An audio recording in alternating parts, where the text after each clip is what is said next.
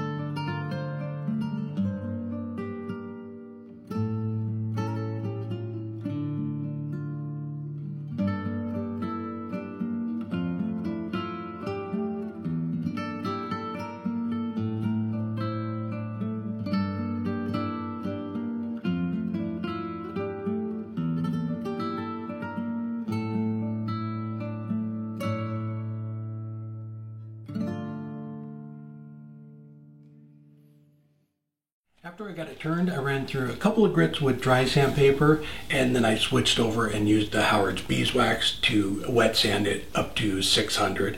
I really like that, the finish it gives. I use the Doctor's Walnut Oil a lot too, and I like that just satin rich finish that it just brings out the wood.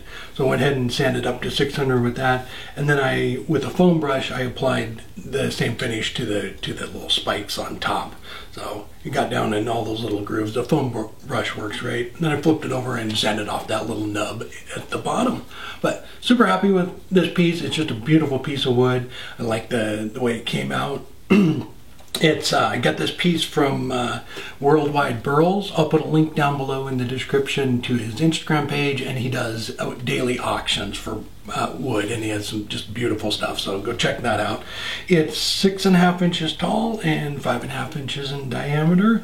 It's one little thing, so because it slopes so much, you can't hollow out back up in here, so it's going to make it top heavy. So what I did was I left the bottom about a little over an inch thick on the bottom, so that it's not prone to tipping over, because it is top heavy because of that right there. I brought it down pretty thin right in there, but that's a lot of wood, and if you bring this all the way down, there's not going to be much balance on it. So I did that.